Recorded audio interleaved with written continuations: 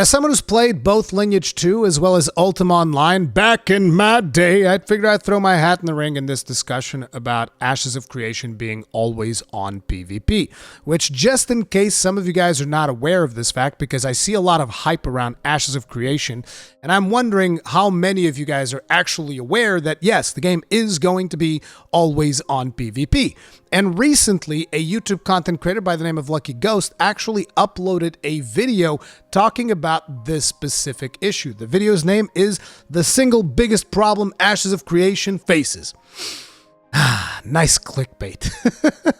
Anyways, I respect the hustle, all right? Listen, nowadays, whenever it comes to getting attention from people in the YouTube algorithm, I almost feel like, listen, anything goes. If your title needs to be catchy, your thumbnail needs to be catchy. So I'm not even disrespecting him for putting up a more clickbaity title. It is what it is. But anyway, I watched that video and I even made a reaction to it, but I'm probably not really going to be posting it because this is a subject that I feel very strongly on, and I wanted to express my own personal opinion on it. And I will be touching on some of the topics that Lucky Ghost brings up, although I do feel that he grossly exaggerates the potential for this system to fail, especially when he said that the system is a one-to-one replica of Lineage 2, when from what I've read in the wiki, assuming that the wiki is up to date, that is actually not the case. So when it comes to being always on PvP, I kind of feel like one of the first things that we need to tackle is going to be, okay, so what's the penalty for me dying? For starters, this is not a full loot PvP game, which, by the way, Ultima Online was, and I played that. So basically in Ultima Online, whenever you died, people could just straight up loot everything that you had, unless there was some specific war modes that you could do, which was like this PvP thing where you would even be able to fight in towns and stuff. My memories of Ultima Online are a little bit foggy because this was a long time ago. But basically, Ultima Online was, for all intents and purposes, at least for a period of time, full PvP, which means that if I was to kill you in PvP, I could basically loot the entirety of your corpse. This includes your whole armor, your weapon, like everything that you had, right? However, that is not going to be the case for Ashes of Creation. So it's not full loot. I believe that at some point, Steven mentioned that you will drop like certain materials or something like that. Like maybe you've been running around gathering materials and somebody kills you, they can kind of like steal the materials that you've gathered. But I even don't know what is the exact thing that you end up losing there, because in the wiki, that particular part is either not properly explained or I haven't really, been able to basically find out where the information is. I'm just looking at player death and the penalties. And so for starters, there are 3 states that a player can be in when it comes to PvP flagging. So you have a green player, that is a non-combatant. You have a purple player, that is a combatant. That is when you first flag. So like if you are both green players and one of you just decides, I'm gonna kill you, starts attacking you, boom, he goes purple. He becomes a combatant.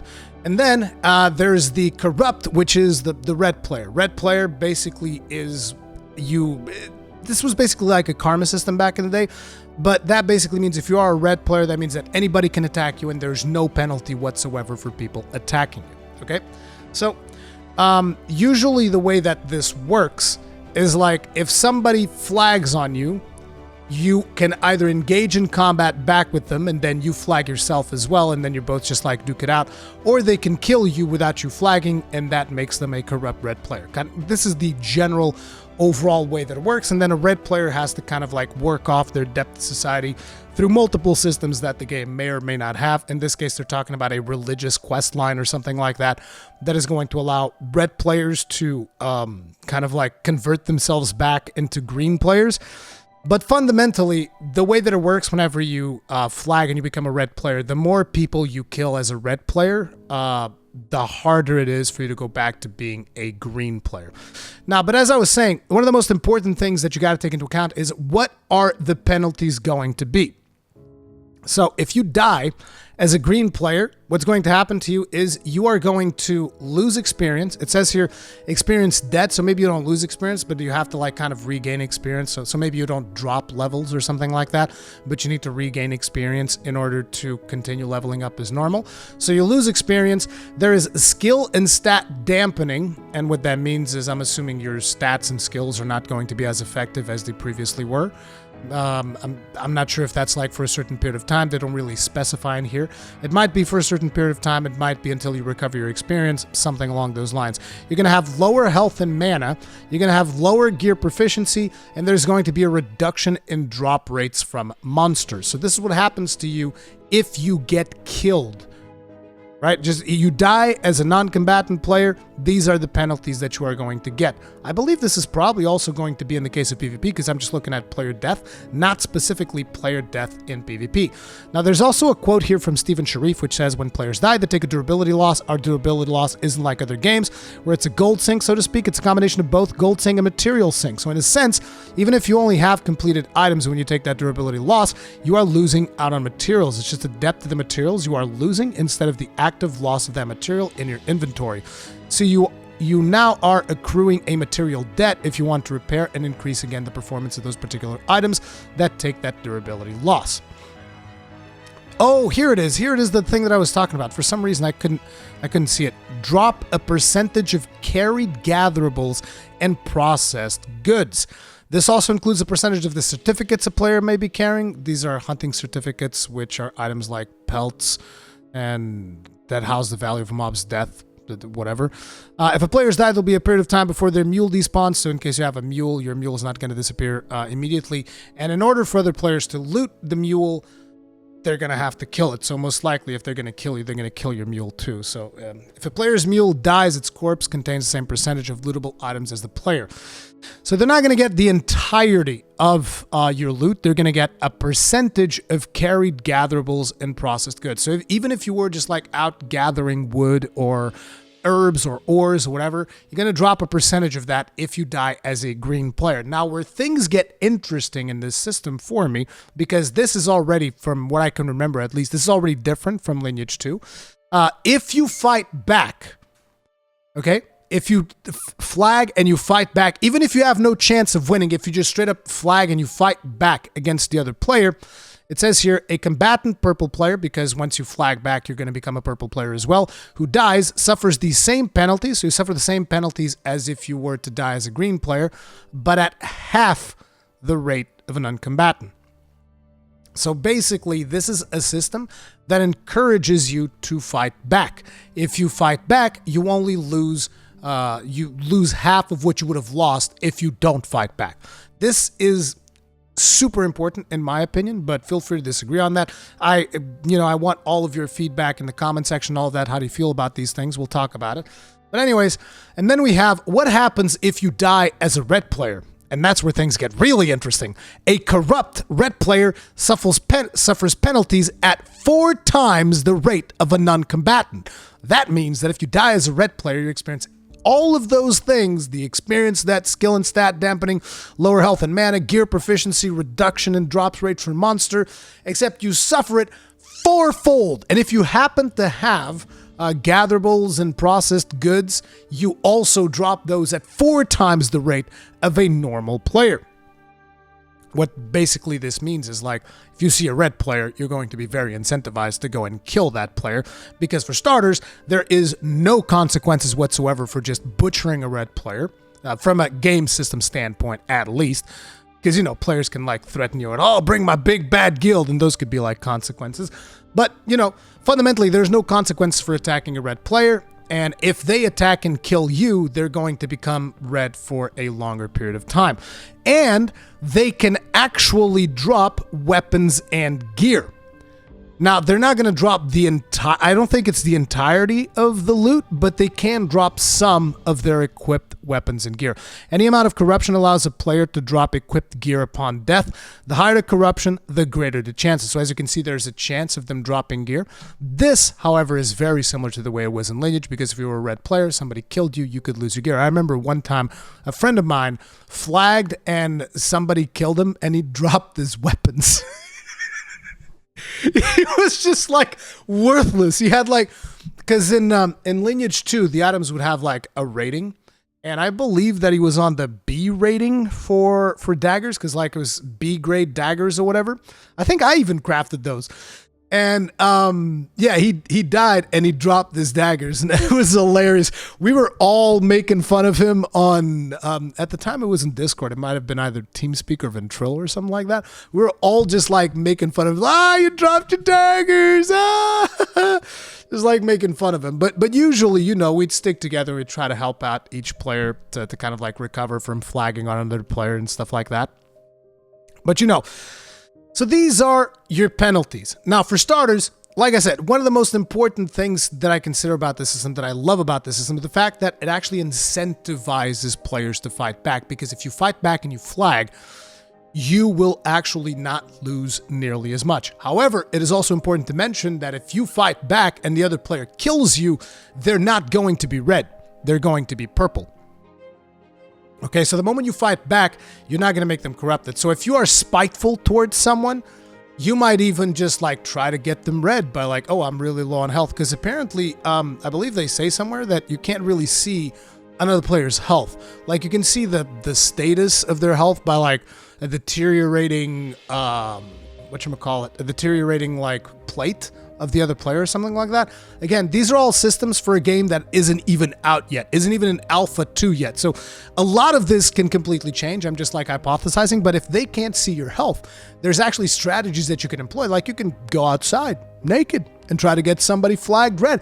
Like there's so many systems that kind of like interact when it comes to a karma system like this that personally, I am kind of excited to see it in, you know, actually working. Now, whether or not I'm going to be excited once I see it in the game and once I see what the gameplay is like, that remains to be seen. But I am excited for the possibility of a system like this being in place. And I know that for a lot of players, you guys are thinking, oh, I just want to do my PvP and not worry about it. But I think the problem here is a lot of players never really give these systems a real shot. Because what happens nowadays in most MMORPGs is that basically you have a toggle-on, toggle-off system, which to me is the most worthless piece of crap system that you can have. Like, listen, at best, what you should have is PvP and PvE servers. Because, like, this whole bullshit of basically like, oh, I could turn it off and I could turn it on, and blah, blah, blah, is like, it is terrible. And let me tell you why. So imagine I'm flagged for PvP. I'm engaging in PvP. And I'm like, okay, so there's an ally right here. He will probably help me if I engage on this horde, because I'm thinking about it in terms of like World of Warcraft right now, right? But I can also talk about it in terms of New World, because both things have happened to me. So I'm like, so there's this horde here, there's a player here. Like most of the times, players will turn on War Mode in World of Warcraft, specifically for the experience buff and the additional rewards that you get for just being in War Mode. They don't actually want to engage in PvP. So if you get involved in a conflict, they're not going to get involved themselves. They're going to be like, well, I'm peacing out of here and I'm going somewhere else.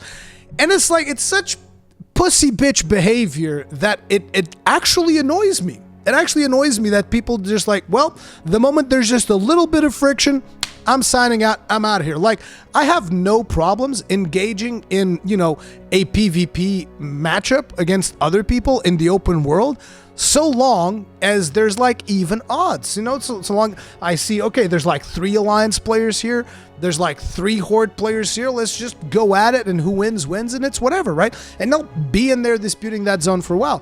The problem is, with the systems that we have nowadays in a lot of these MMOs, people will just be like, well, time to go to Stormwind or whatever you gotta go, turn off PvP, and just go about my merry way. And they just like completely remove friction from the game. And it's like, bro, Why? Why even bother signing up for PvP then? Same thing happens with New World. It's like with New World, it was even worse, because what happened with New World, due to the fact that they toggled PvP, because initially the game was supposed to be heavily focused on PvP, and there's 3 factions in the game, right? So I'd be like, okay, I'm toggling PvP, let's see what happens. I go out there, there's a couple of players there, we're all fighting, whatever, boom, boom, boom, boom.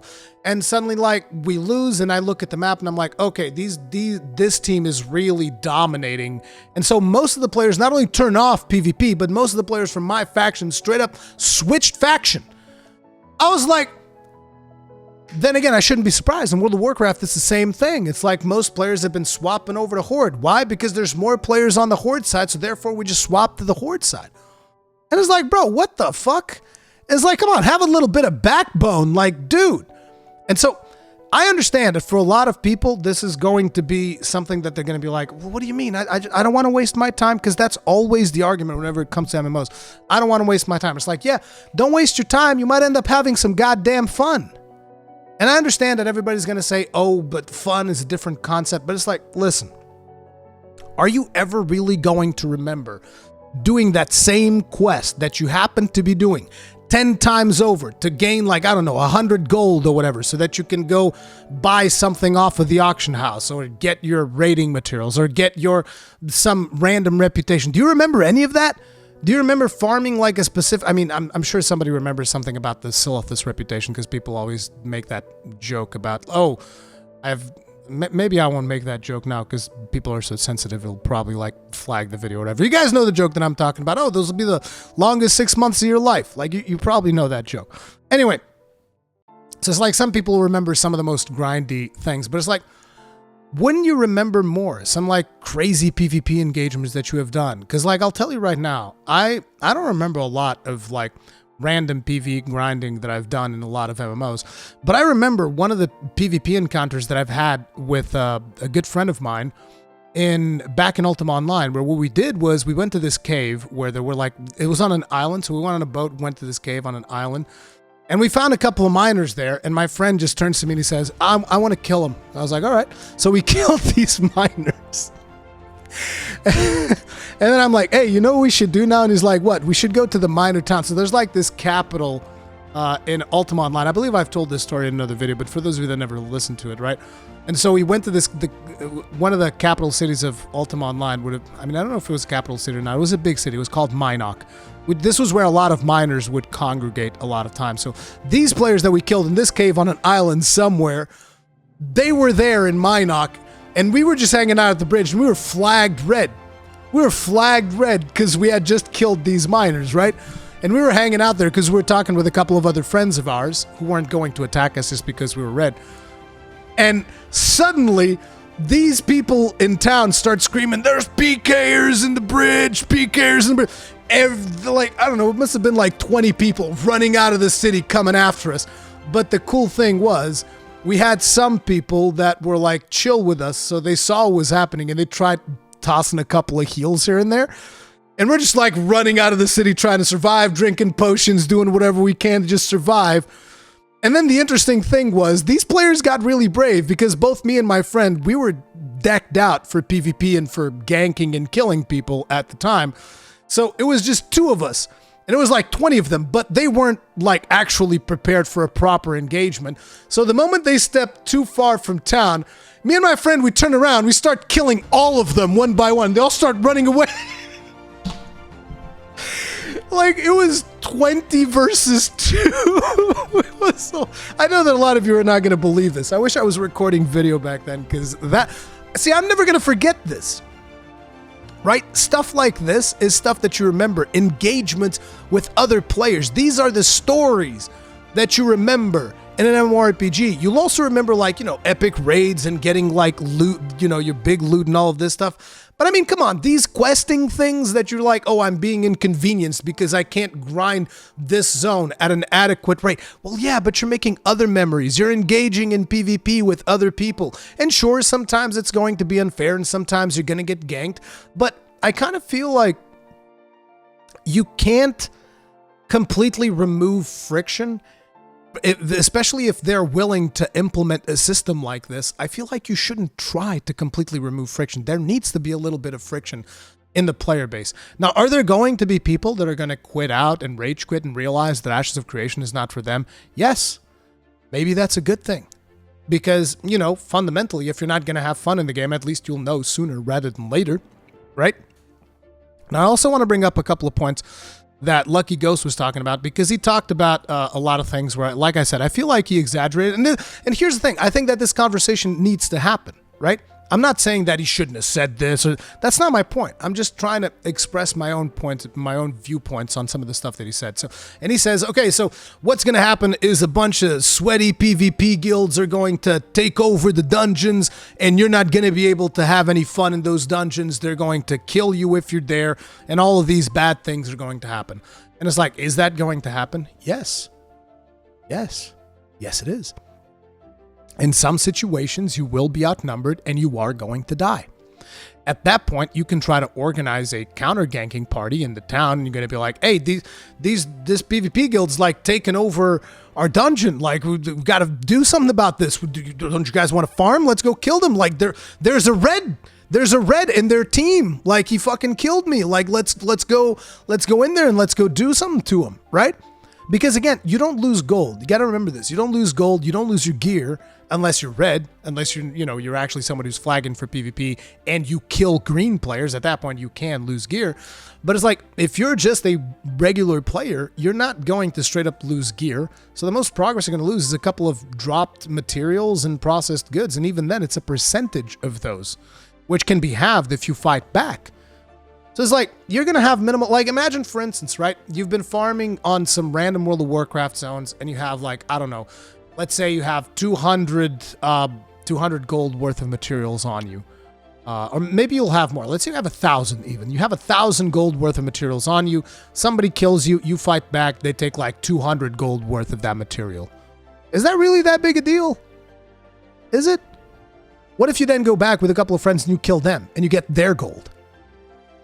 That's the way that I feel people need to be thinking about. And I understand that not everybody, wants to form these social relationships. But let me tell you right now, like if you're going into Ashes of Creation and you think you're going to go in there and you're going to be like a loner and you're going to be playing solo most of the time, I don't know if that's going to work out. Again, I genuinely do not know. The game's not out. Who the hell knows what's going to happen, right?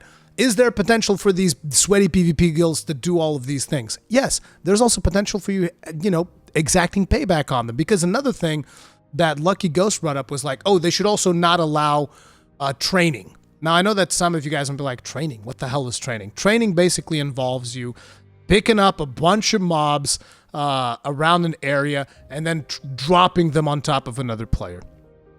And if the other player is engaged in combat, he might be doing AoEs and whatnot. He's going to grab aggro on those mobs, and suddenly he's got like 30 mobs on top of him, and he might end up dying, right? And again, this is another thing that I fundamentally disagree with. I think that training should really be allowed, because that is going to be the tool that I'm going to use if somebody fucks with something that I'm spawning. It's like, oh, you fucked with me when I was, doing something in a dungeon or something. I'm bringing down the whole fucking dungeon on top of you. I don't care if I die. I don't care. You already killed me. What do I care? I care about inflicting as much damage onto the person who fucked me over as possible. And to me, that is interesting. Like, I actually did this in New World during the beta. During the beta, like I told you, there was a faction in my server that became incredibly dominant. It was the Religious Zealots faction, whatever they're called, right? So they were dominant, and I was just like hanging out, and I was PvP flagged because you could do these PvP quests that gave you a bunch of reputation and stuff like that. So I was flagged for PvP, and 3 dudes came around and ganked me. And I was like, all right, fair game, whatever. And then I see, okay, but you guys are fighting on this relatively high level zone. That's interesting. Because in relatively high level zone, you have like these elite mobs, right? And I'm just like, it would be a shame if I was to run around this zone, collect all of these elite. On top of it, it was like one of those pyramid structures, right? Not the ones in the Brimstone Sands, because that wasn't around at the time. But like there are these pyramid. I don't know if they're called pyramids or ziggurats or whatever the hell. But there's one of those structures, right? So basically, it's basically a square that you can run around. And so I just ran around the square, picked up every single elite mob I could find, and then I ran into them, and because they were in the middle of combat, they aggroed them, and I was like, peace out, team. Have a nice day. It's like special delivery, motherfucker. Boom. So I absolutely love training mobs on top of people that are being assholes. Now, you have to be smart about it. You're going to need to have situational awareness, where if you see if somebody is trying to train mobs onto you, stop using AoEs. Don't even worry about it. Just use single target. Even if they use something like a fake death, I mean, assuming that the game's flagging system works properly, the game's mob tagging system, that is, even if they fake death on you and you're just like single target ability, using single target abilities on your one mob, the other mobs are not going to aggro on you. You're fine. Even if they fake death, the other mobs are going to be there for like a second or two, then they're going to leave. Like, it's that simple. So it's like, there are a lot of things that you can do to avoid being affected by these situations. And it's all going to be about navigating, navigating this PvP environment that Ashes of Creation is going to provide, which I think is important. I think that nowadays, and again, everybody has fun in different ways, and I respect that. If you just want to do PvE, that's your thing. Just be aware that that is not the core design philosophy behind Ashes of Creation. Ashes of Creation is designed from the ground up to be, as Stephen Sharif said, a PvX game. And that means that it is going to have both PvE and PvP. And sometimes you are going to be engaged in PvP, maybe against your will. But see, that's the thing. I love that potential for it. That's one of the reasons why when I first started playing World of Warcraft, I started on a PvP server. That's one of the reasons why I tried playing in war mode. But unfortunately, like I said, the problem with having a system you can toggle off is that if you're counting on people that are around you to actually help you, but them providing that help to you is optional, a lot of the people are not going to help you. However, if providing that help to you is going to be beneficial, maybe they will help you. Who knows? But I just love the potential for risk. For you being in a situation where at one point, there's always that adrenaline that somebody can just come up to you and try to mess you up. You don't know if it's going to happen or not. And in my opinion, that is a good thing. Now, I understand that for a lot of players, that is not going to be a good thing. And for those players, I would argue then maybe Ashes of Creation is not the game for you. And maybe it's a good thing that we're having this discussion now so that you are aware of what the players are doing.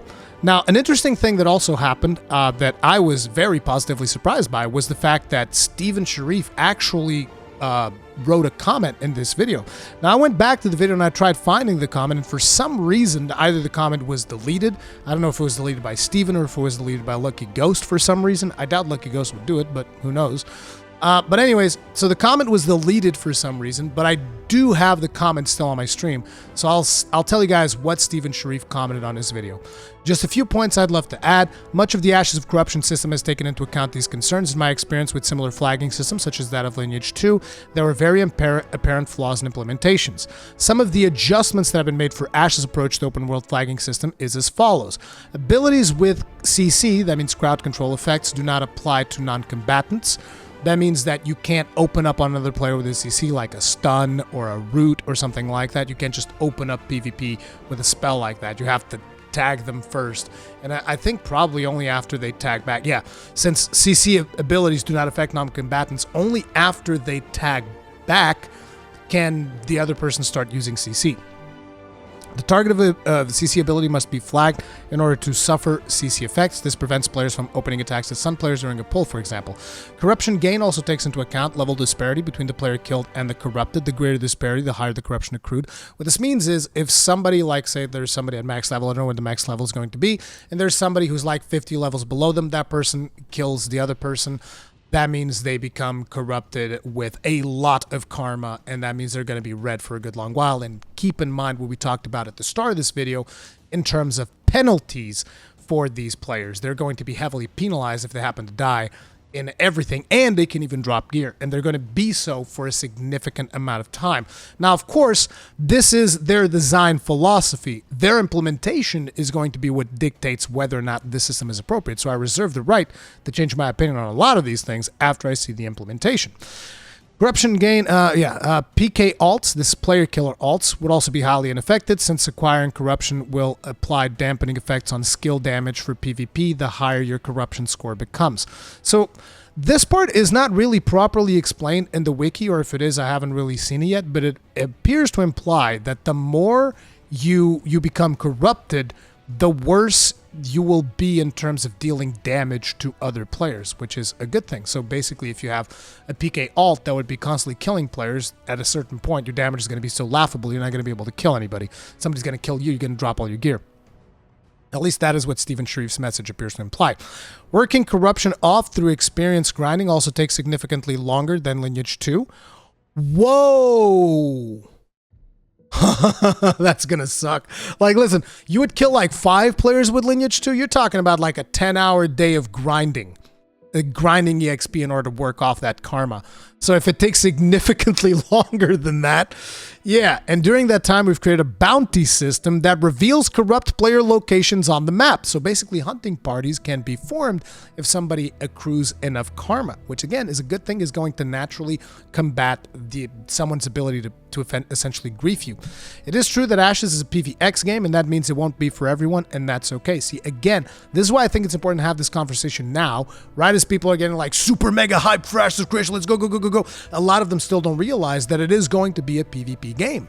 Testing further will refine our approach for corruption, but as a system, it is core to introducing risk versus reward while disincentivizing griefing. And he even finishes off by saying, if you have any questions, feel free to shoot me a DM on Discord or on Twitter. So I think that this system is going to be interesting to explore. I think that a lot of times people do not want to leave their comfort zones, and I think that a lot of times a lot of people would enjoy more games if they were to leave their comfort zone. A good example that I have of this is, for instance, making videos talking about how Dark Souls is actually not as hard as a lot of people think, and I got a lot of people to actually play Dark Souls, and they ended up loving it. It became like one of their favorite games of all times because they stepped out of their comfort zone.